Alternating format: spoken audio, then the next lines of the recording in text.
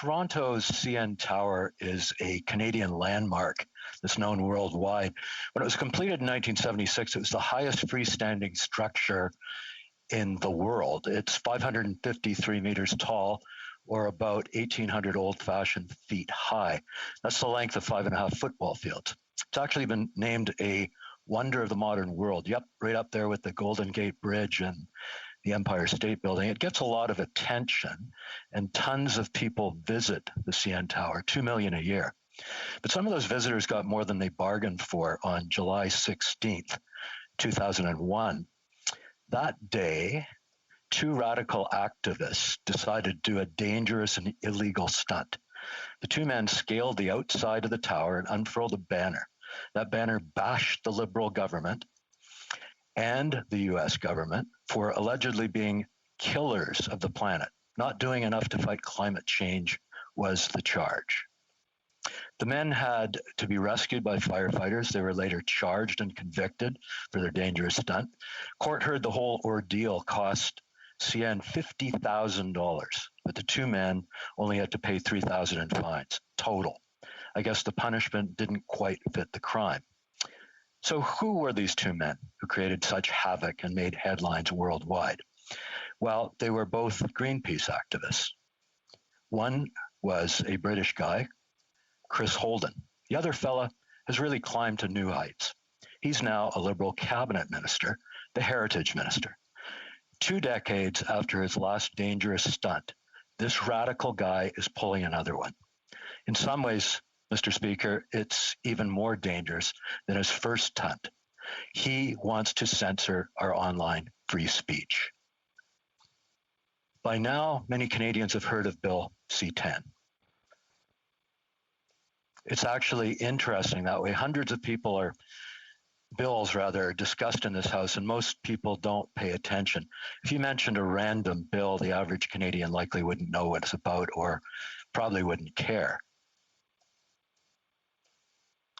But you realize a bill is controversial when regular folks know about it, and they know it by name and number. I did a virtual meeting with a grade 6 class a couple of weeks back, and they knew about Bill C-10. They were very concerned about it, and they should be. I've got a special interest myself in Bill C-10. I worked as a journalist for 3 decades in radio, TV, newspapers, and news magazines. So free speech is in my DNA. And for many years, I was an opinion columnist for the Toronto Sun chain. Opinion columns at Sun Media were the lifeblood of that organization. Every survey we did showed that many people bought the newspaper, sometimes just to read one of a regular columnist. I'm not going to bore anybody by dissecting the intricate legalese of Bill C-10. Lots of lawyers and legal experts have argued the finer points in detail. I know the government will tout this bill as being all about supporting Canadian content. They've already done that. They claim they're not out to stop free speech in any real way. But I don't believe them. And most Canadians don't either. It's no wonder we don't believe them. This government has earned a reputation, and it's not a good reputation. They can't be trusted. I don't trust them, and Canadians don't trust them. This Prime Minister and his Liberals have a long string of botched files, ethics violations, broken promises, and cover-ups. They failed to quickly close our borders when COVID hit. Then they failed on quickly getting Canadians vaccines. They tried to do a deal with the communist Chinese regime to get those vaccines. Of course, that failed miserably. The Liberals have failed on many, many fronts. The SNC-Lavalin affair, the WE scandal, cash for access, cancelled energy projects, disgraced cabinet ministers and MPs, blackface, the trip to the Aga Khan's private island, no serious plan to open our international border, cover-ups galore. Consider just the recent one. It's about the Winnipeg National Microbiology Lab and a refusal to provide vital documents to a key parliamentary committee. Look for that one to be in the headlines for a long time. So is it any wonder Canadians don't trust these Liberals? Is it any wonder they can't be trusted with with something so sacred as free speech? Is it any wonder people don't trust the minister proposing C10, a guy with his radical past, a guy who got hauled up in handcuffs and was convicted by a court of law? We've already seen censorship raise its ugly head on the internet. It's already happening at an alarming rate.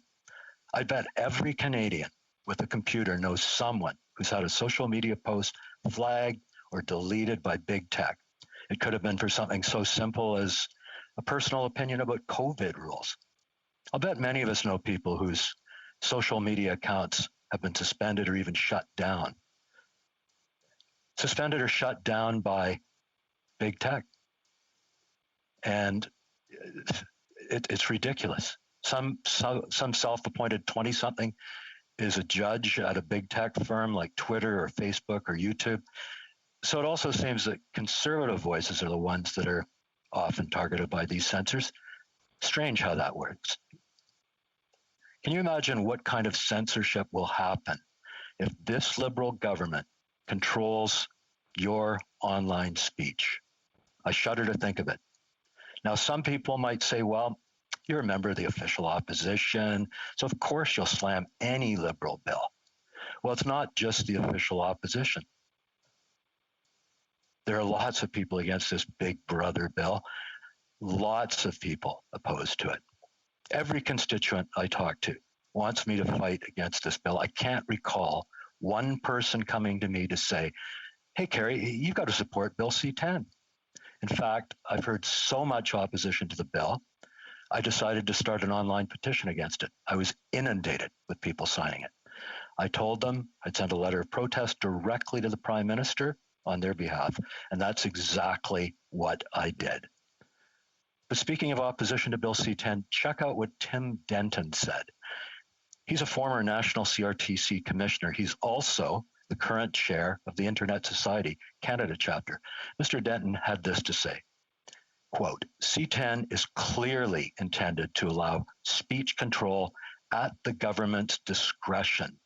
Ignore the turn signals. Look where the wheels are pointed. They are pointed at your right to communicate freely by means of the internet, unquote. Scary stuff. Who would you trust to pass judgment on this bill? Our heritage minister with his radical past or Mr. Denton? I know who I'd trust. How about this from Peter Menzies? He's a longtime journalist and former CRTC vice chair. I worked in journalism with Peter myself. Good guy, smart guy. He summed up the Liberal bill really well.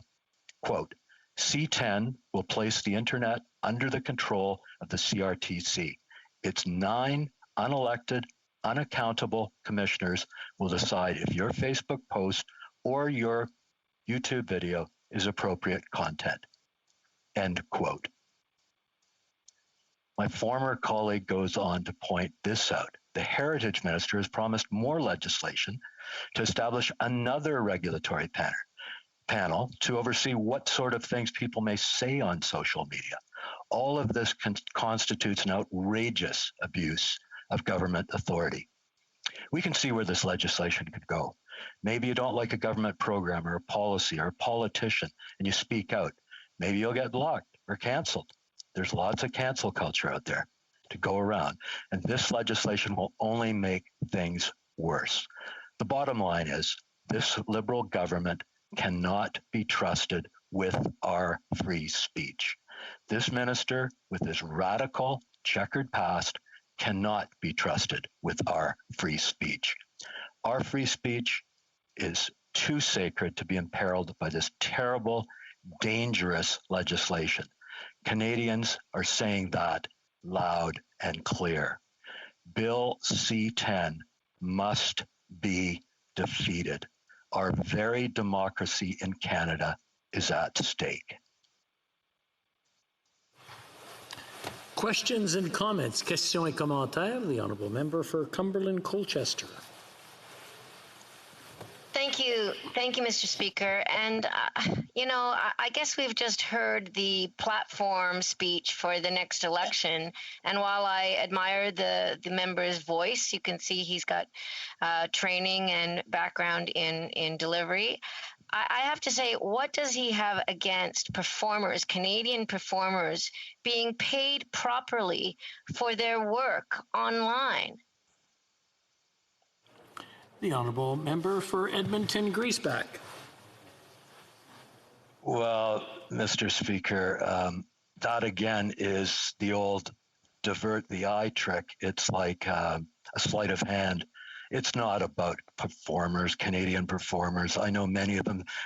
Some of my best friends are performers, but it's about freedom of speech. And the government and the Liberals keep going back to trying to appear to shame us or something. It's about freedom of speech. It's not about anything else. And if you talk to the average Canadian, go to a Tim Hortons now that we're open in good old Alberta, and talk to them, and they'll tell you they don't like this bill. Questions and comments, questions et commentaires. The honourable member for Edmonton Strathcona. Thank you, Mr. Speaker, and I think I'd like to thank the member for his intervention. I did notice he spoke almost not at all about the bill, which is interesting because that's why we're here, of course. And of course, since I'm sure he's read the bill and has read the Act, he knows that there are numerous places in both the Act and the bill where freedom of expression is explicitly protected.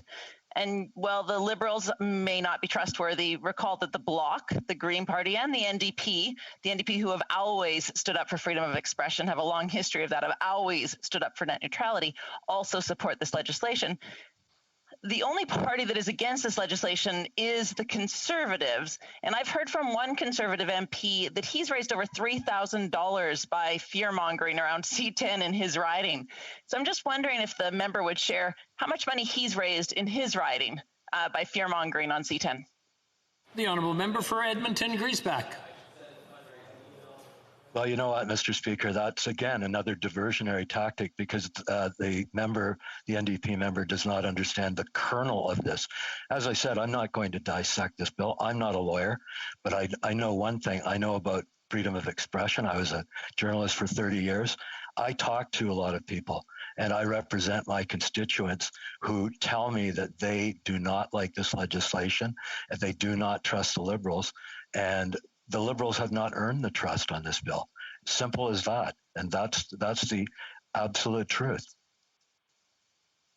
Questions and comments, questions et commentaires. L'honorable député de Drummond. The honourable member for Drummond.